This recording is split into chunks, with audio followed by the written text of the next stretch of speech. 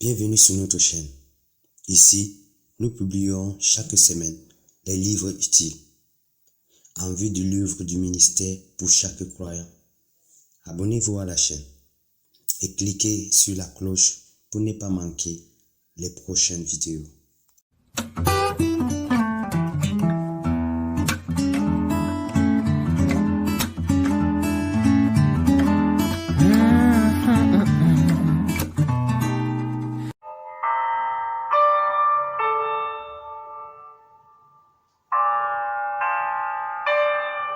Les éditions Métamorphose vous présentent La marche selon l'esprit, la marche dans la puissance par Dave Robinson.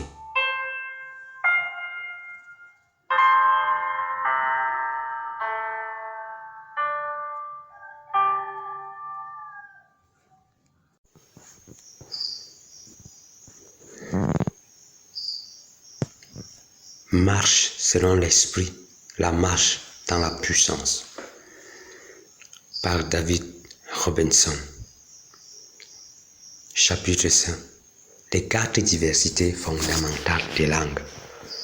Lorsque j'ai reçu le don de parler en langue, après être devenu chrétien,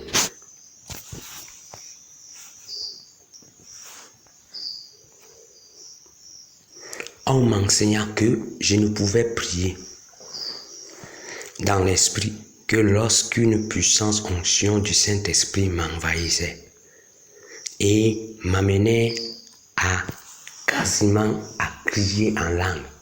Plus tard, j'ai appris que ce n'est pas vrai. En effet, il y a très peu d'enseignants sur la diversité des langues, car dans l'Église, peu de gens comprennent comment l'Esprit opère. L'action de l'Esprit ne peut être comprise par l'intelligence. Par exemple, une folie pour l'intelligent humain de penser que parler dans une langue que ni vous ni personne d'autre ne comprend, non seulement va vous édifier et vous éclairer sur ce qui concerne Dieu, mais encore va nous amener vers l'accomplissement de votre appel divin. Les différentes manifestations surnaturelles des langues. Explorons tout d'abord la 8e action de Dieu qui est généralement peu comprise. Le mot diversité évoque tout simplement des langues différentes. Par conséquent, les termes diverses langues et diversité des langues nous indiquent qu'il y a différents flux surnaturels ou manifestations de langue. La raison pour laquelle les chrétiens sont dans une telle confusion quant aux langues est qu'ils essaient généralement d'imposer les mêmes règles du jeu à tous les différentes actions ou manifestations des langues. Cela suscite une grande confusion parmi les croyants et provoque des abus des dons de l'esprit. Par conséquent, au lieu d'être attiré par Jésus, le monde ne veut même pas de ce que nous avons à lui offrir. Bien que les diverses manifestations des langues surviennent au gré de l'esprit, 4 manifestations fondamentales sont décrites dans la parole de Dieu. 1. Langue pour l'édification personnelle. 1 Corinthiens 14, verset 4. Il s'agit de langues surnaturelles que le Saint-Esprit prie à travers nous et que nous pouvons utiliser pour prier pendant de nombreuses heures conformément à notre désir. Il nous accompagne le baptême dans le Saint-Esprit. 2. Langue pour l'interprétation. 1 Corinthiens 14, 5. Cette manifestation de langue est normalement présente pendant une réunion publique. Elle est accompagnée de son interprétation par la même personne ou une autre.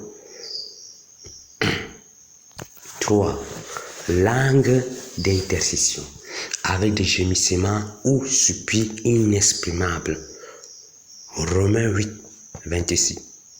Cette diversité de langues permet aux croyants de se tenir sur la brèche concernant leur propre vie et leur famille, leur église, leur ville, leur nation, etc. Dieu peut aussi très bien les indiquer à intercéder pour quelqu'un ou pour une situation qui leur est complètement inconnue. 4. Langue comme signe pour les incroyants. 1 Corinthiens 14, 22. C'est le même phénomène qui a eu lieu le jour de la Pentecôte. Ces phénomènes se produisent quand le Saint-Esprit transcende l'intellect et toutes les barrières des langues, en donnant à un croyant la possibilité et la capacité de prêcher, enseigner ou témoigner du Christ dans une langue humaine qui lui est absolument inconnue. Les règles qui régissent l'action des langues pour l'édification personnelle sont aussi différentes de celles qui régissent l'interprétation des langues, que le jour l'est de la nuit. À cet égard, les règles applicables aux profonds gémissements ou soupirs d'intercession de l'esprit sont complètement différentes des deux autres manifestations des langues. La diversité des langues qui se manifeste à l'incroyant comme un signe est soumise à des règles très différentes des trois autres manifestations. De ces 4 différentes manifestations des langues, 2 d'entre elles sont conçues pour être utilisées lors de la vie de prière personnelle d'un croyant. Les langues pour l'édification personnelle est celle qui se prolonge par de profonds gémissements et soupirs d'intercession du Saint-Esprit. Les 2 autres, les langues pour l'interprétation et les langues comme signe pour les croyants, sont normalement utilisées lors des réunions publiques. Au fur et à mesure qu'un croyant commence à comprendre ces 4 différentes manifestations de la diversité des langues et à y soumettre, sa vie sera complètement transformée. Les langues pour l'édification personnelle. Les langues pour l'édification personnelle. La plupart fréquentes et pourtant la plus spécialiste des manifestations de la diversité des langues, c'est la manifestation des langues pour l'édification personnelle. Il s'agit de la langue de prière que chacun de nous reçoit quand nous sommes remplis du Saint-Esprit. Dieu s'en sert pour communiquer de son esprit vers le nôtre les secrets et les mystères divins. Dans l'illustration hypothétique que j'ai utilisée au chapitre précédent, Jésus est monté aux cieux une 3e fois pour prendre la diversité des langues qu'il a ensuite confiées au corps du Christ. Et chaque croyant a alors reçu la capacité de parler en langue pour son édification personnelle. Si chaque croyant s'avance et reçoit ses dons par la foi, ces dons deviennent alors le sien. Les langues pour l'édification personnelle représentent l'action la plus fondamentale de Dieu. Elle a été établie par Dieu pour faire pour vous ce qu'aucun prédicateur ou enseignant ne peut faire. Elle vous édifie en développant dans votre esprit des caractéristiques divines telles que l'amour, la compréhension divine de la parole de Dieu et la sagesse pour distinguer le bien et du mal et la vérité du mensonge. Voyez-vous, un enseignant peut nous dire que nous devons marcher dans l'amour, mais il ne peut nous donner la force de le faire. Cette force nous vient seulement de notre esprit humain qui a été régénéré et la prière en langue nous fournit les moyens par lesquels le Saint-Esprit peut accroître cette force dans notre esprit. Prier en langue est aussi surnaturel que ressusciter les morts, parce que cela ne prend que son origine en vous. La source de la résurrection des morts et celle de ces langages spirituels surnaturels se trouvent toutes deux dans la puissance du Saint-Esprit. La seule différence est la disponibilité du don. Voyez-vous, les 9 dons de l'Esprit, les 7 premières actions du Dieu mentionnées dans 1 Corinthiens 12, 28, 3 des 4 diversités des langues nous sont données par le Saint-Esprit selon son bon plaisir. Néanmoins, il y a une diversité de langues que vous pouvez exercer à votre gré quand vous le voulez, aussi longtemps que vous le voulez. Aussitôt, après avoir été rempli du Saint-Esprit, il s'agit des langues pour l'édification personnelle. Je souhaiterais pouvoir accomplir des puissances miraculeuses et opérer dans le don de discernement des esprits chaque fois que j'ai le vœu. Mais je ne le peux pas, car ces dons de l'Esprit passent par moi selon son bon plaisir pour l'édification d'autrui. Mais il y a un simple don qui opère en moi pour m'aider à m'édifier. Dieu a fait avec ce simple don ce qu'il n'a fait avec aucun autre don, car il a fait de moi le gérant de ma propre édification. C'est une vérité remarquable que de savoir que Dieu nous a confié la responsabilité de l'action de ces simples dons appelés langues. Désormais, à notre gré, nous déterminons nous-mêmes dans quelle mesure nous voulons être édifiés en permanent au Saint-Esprit de prier par notre biais. Chaque fois que nous voulons prier en langue, tout ce que nous avons à faire est d'exercer instantanément notre foi. Le Saint-Esprit nous répondra aussi en commencera à créer ce langage surnaturel dans notre âme, esprit. Il continuera même de le faire, heure après heure, tant que nous désirons rester dans notre chambre de prière.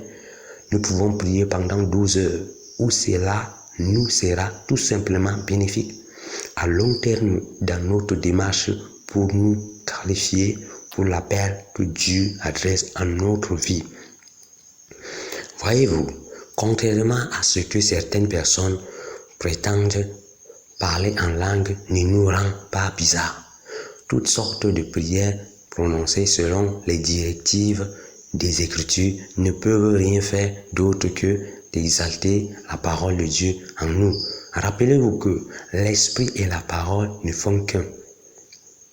1 Jean 5, 16, 6, 7. Prier dans l'Esprit n'enlève jamais quoi que ce soit à la parole, mais édifie notre esprit en nous apportant une plus grande compréhension de la connaissance révélée qui est déjà contenue dans la parole. Pourquoi cela? Tout simplement parce que le Saint-Esprit est toujours en parfait accord avec la parole quand il prie à travers nous. Il est donc absolument impossible de trop prier dans le Saint-Esprit. Le parler en langue pour l'édification personnelle renforce tout simplement le travail de la parole en nous, nous menant à recevoir, à marcher beaucoup plus dans la puissance de Dieu quand nous nous soumettons davantage à lui. Ainsi, après avoir reçu cette première diversité par le baptême du Saint-Esprit, nous commençons notre progression vers les qualifications spirituelles pour l'une et toutes les 7 autres actions de Dieu. Quand nous prions en langue, Pour notre édification personnelle, le Saint-Esprit libère le plan parfait du Père pour nous. L'Esprit de Dieu est indiscutablement celui qui est la plus apte à nous qualifier pour ses plans. Pendant que nous prions en langue, le Saint-Esprit prie à travers notre esprit, nous pour les besoins de nos vies, y compris ceux dont nous ne sommes pas conscients, car Dieu sait ce qui se cache au plus profond de nous-mêmes. Et il prie pour nous par l'intermédiaire du Saint-Esprit. Dans ce processus d'édification, notre autorité spirituelle s'accroît et notre foi se construit. Nous pouvons alors en arriver au stade où une telle autorité est libérée. Lorsque nous faisons face au diable et que nous le lions au nom de Jésus, que nous injectons fait dans la foi, secouant littéralement le royaume de l'ennemi.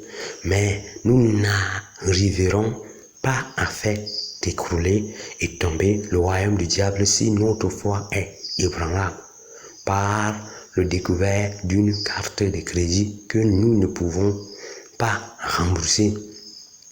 C'est une leçon que même le prophète Élie a dû apprendre après avoir vécu les prophètes de Baal. Et au mont Carmel, il s'assit sur une genêt et se plaignit de ce que la diabolique reine Jézabel voulait lui ôter la vie avant que Dieu lui parle et ressuscite à le ramener à la foi. 1 Roi 18, verset 19.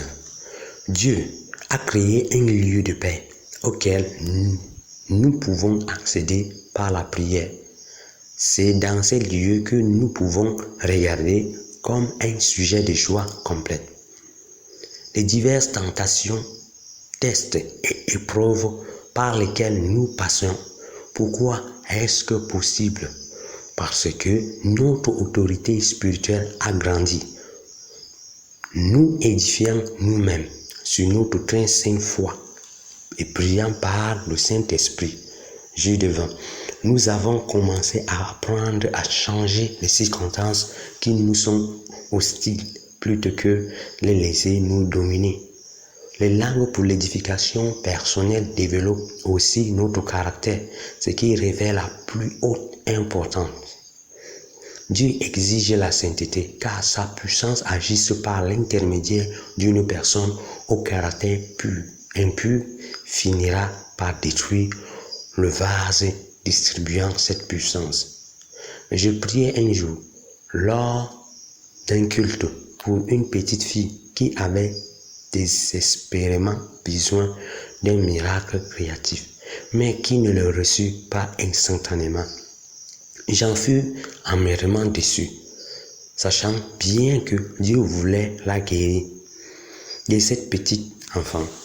Après le culte, je me rendis dans ma chambre d'hôtel, perplexe et triste, demandant à Dieu pourquoi le miracle n'avait pas eu lieu. Le Seigneur me répondit qu'il se souciait à la fois de la petite fille et de moi. Il ajouta que tant que mon caractère n'était pas suffisamment développé en lui, il ne pouvait pas libérer la puissance nécessaire pour réaliser ce miracle. En effet, j'aurais pu être détruit si j'avais reçu ce niveau de sa puissance au niveau de ma maturité spirituelle. Tant que ce qui est important là plus pour nous n'est pas la recherche du royaume de Dieu et sa justice, sa puissance ne nous fera plus beaucoup de bien.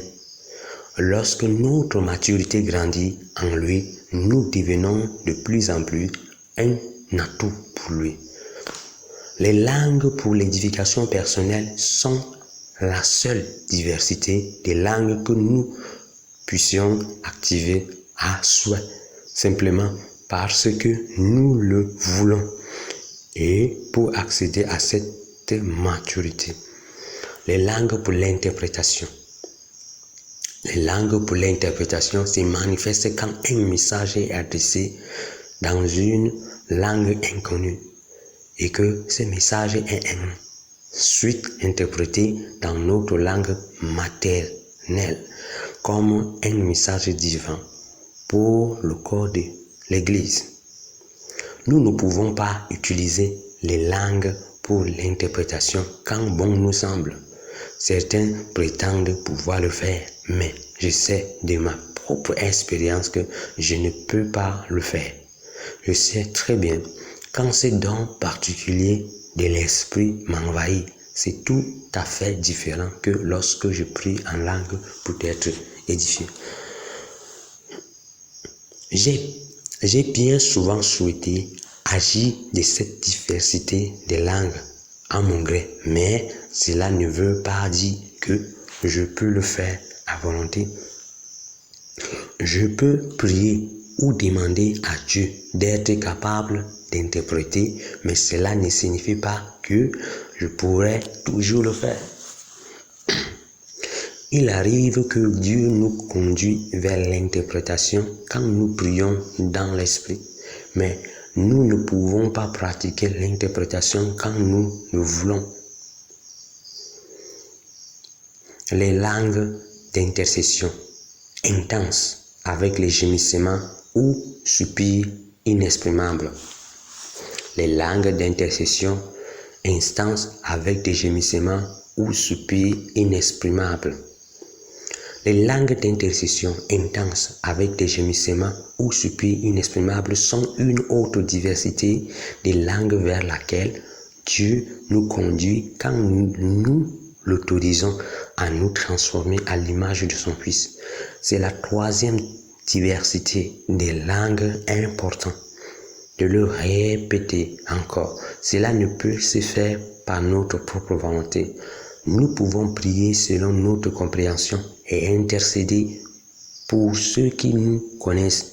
Par exemple, si je sais que l'un de mes fils a une entrevue pour un emploi, je peux prier selon ma compréhension pour qu'il trouve faveur et ait de la sagesse lors de sa rencontre avec son employeur éventuel et qu'il réponde à ses questions.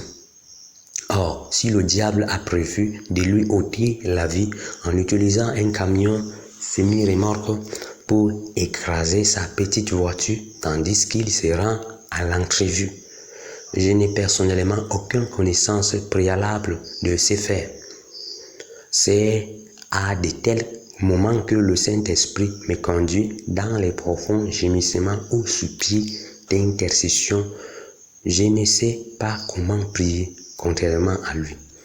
Si nous nous soumettons à Dieu, le Saint-Esprit nous amènera à intercéder pour les membres de notre famille, pour notre cercle d'amis et même pour des personnes que nous n'avons jamais rencontrées. Dieu nous a appelés à être un peuple qui demandera du pain pour autrui. Dans Luc 11, 5, 8, Jésus vient tout juste de venir d'enseigner à ses disciples le Notre Père. Dans le passage ci-après des Écritures, il continue à enseigner sans pour autant quitter le thème de la prière. Puis il ajoute, supposez que l'un de vous est un ami, qu'il ait le réveillé en pleine nuit pour lui dire, mon ami, prête-moi 3 pains. Car un de mes amis qui est en voyage vient d'arriver chez moi et je n'ai rien à lui offrir. Supposons que l'autre, de l'intérieur de la maison, lui répond, laisse-moi tranquille, ne me dérange pas, ma porte est fermée, mes enfants et moi, nous sommes couchés et je ne peux pas me lever pour te les donner. Je vous assure que même s'il ne se lève pas, pour lui donner ce pain, par amitié pour lui, il se lèvera pour ne pas manquer à l'honneur et lui donnera tout ce dont il a besoin. Quand nous intercédons, nous jouons le rôle d'intermédiaire, demandant du pain pour un ami. Nous sommes celui qui se tient sur la brèche et nous ne demandons rien pour nous-mêmes. Si l'ami n'était pas venu chez nous, nous ne serions toujours endormis, puisque nous n'avons aucun besoin. Telle est la définition d'un intercesseur. Bon nombre de pasteurs et enseignants qui ont compris que ces passages des Écritures nous enseignent sur l'intercession sont souvent parvenus à la conclusion que l'homme derrière la parole est un archétype de Dieu. Or, ce n'est pas le cas. L'homme derrière la porte représente vous et moi avec notre nature charnelle. Il s'agit en effet de quelqu'un qui a de mauvaises attitudes que Jésus peut directement comparer à ce que Dieu est réellement. L'homme derrière la porte ne ressemble pas du tout à Dieu, pour la simple raison qu'il ne veut pas donner du pain à son ami. Nous savons grâce à Luc 11:13 que Dieu est toujours prêt à nous donner ce que nous lui demandons. Si donc, tout mauvais que vous êtes, vous savez donner de bonnes choses à vos enfants, à combien plus forte raison le Père Céleste donnera-t-il l'Esprit Saint à ceux qui lui demandent? Dieu répondra donc à nos prières si nous nous soumettons au Saint-Esprit en lui permettant de nous amener à l'intercéder puissamment pour ceux qui nous aimons et qui ne sont pas sauvés, pour nos amis et les chrétiens qui sont proches de nous. Nous devons réaliser que même si notre intelligence ne comprend pas, nous obtenons des résultats par l'intercession. Notre Père Céleste est bien plus désireux de s'exprimer au travers de notre prière d'intercession que nous ne désirons recevoir cette manifestation particulière du parler en langue. Il est disposé à nous donner du pain pour les autres. 1 Jean 5, verset 16, nous dit que si nous voyons un frère commettre un péché qui ne mène pas à la mort, nous pouvons demander à Dieu de lui donner la vie par notre intermédiaire. Si quelqu'un voit son frère commettre un péché qui ne mène pas à la mort et qu'il prie pour ses frères, et Dieu lui donnera la vie. Il s'agit de ceux qui commettent des péchés et qui ne mènent pas à la mort. Mais il existe un péché qui mène à la mort. Ce n'est pas au sujet de ce péché-là que je vous ai demandé de prier. Pendant très longtemps, je n'arrivais pas à comprendre ce verset. Je croyais avoir compris que la seule façon de recevoir le pardon de Dieu était de confesser nos péchés et de se repentir quand nous disons « Seigneur, pardonne-moi ». Dieu nous pardonne. Il me semblait étrange que quelqu'un puisse commettre un péché et que je puisse demander son pardon. J'ai finalement compris que si quelqu'un me fait du tort et que je demande à Dieu de lui pardonner, Dieu lui pardonnera son offense envers moi. Mais si cette personne garde d'autres péchés dans sa vie, elle devra aller vers Dieu lui-même. Par exemple, si vous refusez de pardonner, vous devrez régler cette situation avec Dieu. Je peux cependant intercéder pour vous jusqu'à ce que l'emprise du diable sur vous soit détruite et que vous preniez la décision indispensable de devenir à Dieu et de régler le problème. Je rends grâce à Dieu de se faire servir de nous pour intercéder pour ceux qui commettent un péché qui ne mène pas à la mort. Dieu nous amènera à nous tenir sur la brèche, prenant autorité contre les œuvres du royaume des ténèbres dans la vie de notre frère. Jésus lui-même nous dit dans Jean 15, verset 13, « Il n'y a pas de plus grand amour que de donner sa vie pour ses amis. » Si vous êtes disposé à être utilisé, non seulement pour vous tenir sur la brèche, mais aussi pour vous défendre contre ce que l'ennemi tentera de lancer sur vous, Dieu se servira de vous. Par exemple, mon associé dans le ministère tomba très gravement malade pendant que j'étais en vacances. Je ne savais pas qu'il était à l'article de la mort.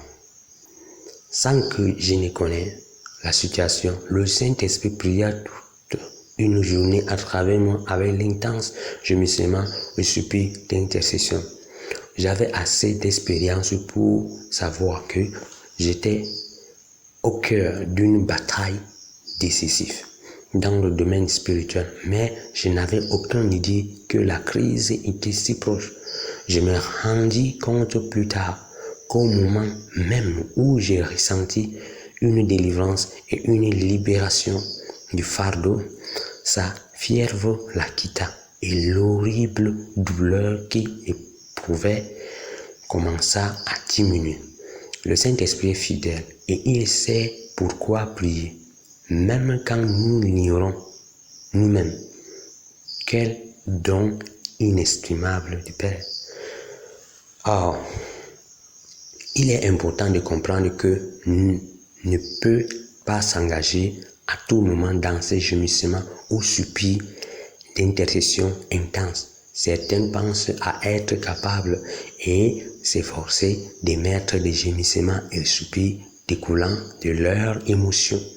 Mais ce type de manipulation charnelle différent du tout autour d'un cœur honnête qui dit « Seigneur, je veux seulement rester sur la brèche pour cette situation ».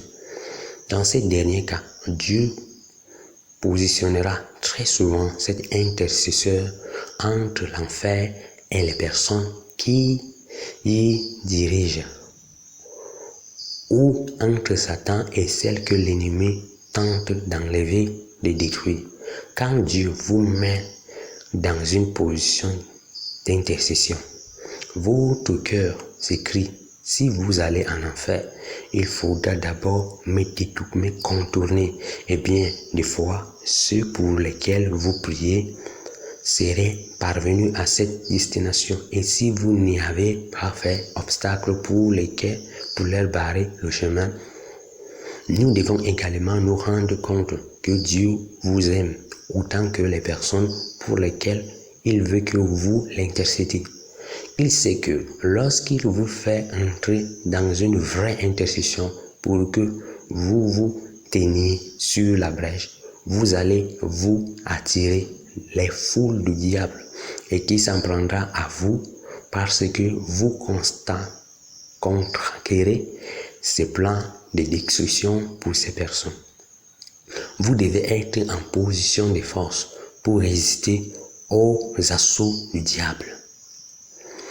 Jésus nous explique que quiconque étudie attentivement la parole de Dieu ressemble à l'homme qui creuse profondément jusqu'à ce qu'il trouve le roc, puis bâtit sa maison sur ce roc.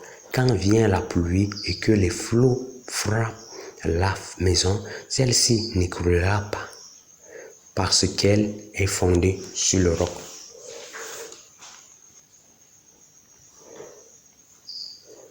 Tous parlent-ils en langue?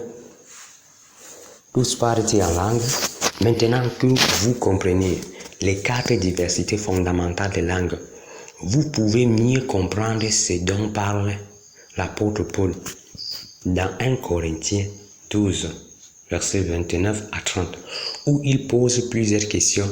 Il commence par demander au verset 29. Toutes sont-ils apôtres? Toutes sont-ils prophètes? Tous sont-ils enseignants? Toutes font-ils des miracles? La réponse correcte à toutes ces questions est bien sûr que non. Qui sont ceux qui font des miracles dont parle Paul? Ce sont ceux qui opèrent avec des miracles l'un des dons du Saint-Esprit qui qualifie pour les saints ministères. Non, tout le monde n'est pas appelé à avoir dans sa vie ces dons de l'Esprit, dans la mesure où ces dons les qualifient pour les saints ministères. Cependant, n'importe quel membre du corps de Christ est appelé à remplir le mandat du croyant qui se trouve dans Marc 16-18. Ils parleront des langues nouvelles et ils imposeront les mains à des malades et ceux-ci seront guéris, et ils chasseront les démons. Et de temps en temps, selon la volonté de l'Esprit, ceci inclut de faire des miracles. Voici quelques exemples d'hommes de Dieu exerçant les 5 ministères et qualifiés par le Saint-Esprit pour faire des miracles. William Branham, George Jeffrey, Mary Woodworth, Esther, Catherine Kuhlman. Chacune de ces ministères de l'évangéliste exerçant une fonction décrète par Dieu, étant appuyée par une certaine combinaison des 9 dons de l'Esprit. Aussi, quand Paul demande « Toutes font-ils des miracles ?» la réponse est non, bien sûr. Puis au verset 30, il poursuit en demandant « Est-il donné à tous de guérir les malades? Tous parlent-ils dans des langues inconnues ou tous les interprètent-ils ?» Évidemment non. À un moment, je souhaite que Paul ait laissé de côté la question concernant les langues. En effet, beaucoup de gens qui, de nos jours, ne croient pas au parler en langue, utilisent ces versets comme argument pour justifier leur position. La dernière fois que j'ai rencontré quelqu'un qui comparait sur cette position, j'étais à un mariage. Sans vraiment le vouloir, j'ai eu une dispute avec une grande mère combative. C'était une baptise pure et dure qui m'apostropha par une demande. De quelle religion êtes-vous? Elle était préoccupée car j'étais le pasteur qui allait marier son petit-fils. Je demandais à la grand-mère si elle avait déjà entendu parler de Kenneth Hagin, Frère Priest ou Kenneth Copeland. Elle n'avait entendu parler d'aucun d'eux. Je lui demandais alors si elle connaissait les assemblées de Dieu. Elle répondit « Oh, oui, les charismatiques, vous êtes un de leurs. Eh bien, vous avez votre place ici. » Je lui demande « Que voulez-vous dire, madame ?» Elle m'explique ce qu'elle avait appris à travers l'enseignement de son église. On lui avait enseigné que, suivant 1 Corinthiens 12, 28 à 29, Dieu avait placé dans le corps du Christ certains hommes, apôtres, pasteurs, enseignants, mais que tout n'était pas appelé à chaque fonction. Ensuite, elle en arrive à 1 Corinthiens 12, 30. Elle est donnée à tous de guérir des malades, tout parlant-ils dans des langues inconnues, ou tous les interprètent-ils? Je lui demandais alors, est-ce que tout parle-t-il en langue? Elle me répondit non. Citant la liste ici avec toutes les autres fonctions, tout le monde n'est pas censé parler en langue. Elle considère que nous sommes tous appelés à occuper une place unique et spéciale dans une partie du corps du Christ où nous nous sentons à l'aise. Jésus lui dit, je lui dis, non madame, nous sommes appelés au même corps du Christ. Ce sont les hommes qui ont créé les divisions. Mais alors, me répondait-elle, pourquoi la parole dit-elle, tout parle-t-il dans des langues inconnues? Paul n'aurait pas posé la question si nous étions tous censés parler en langue. Je dois bien admettre qu'à ces moments-là, je n'avais pas de réponse pour cette petite grande mère. Et comme je l'indiquais plus haut, je pensais que Paul aurait mieux fait de ne pas poser cette question dans le verset. Mais il l'avait fait, donc je me devrais d'y faire face. J'ai finalement remarqué la question suivante que Paul posait au verset 30. Tous les interprètent-ils? J'ai réalisé alors que Paul parlait de la seconde diversité des langues pour l'interprétation. Il ne faisait pas référence au don des langues pour notre propre édification. Ainsi Paul demande, tout parle-t-il dans des langues inconnues? Les interprète-t-il dans une assemblée publique? La réponse est assurément non. Tout le monde n'est pas appelé à exercer dans cette diversité de langues, mais tous sont appelés par Dieu à parler en langue pour leur édification personnelle qui est la diversité primordiale. des langues. Encouragez l'équipe en vous abonnant afin de recevoir aussi des nouveaux livres très utiles et importants pour votre croissance spirituelle. Likez, partagez.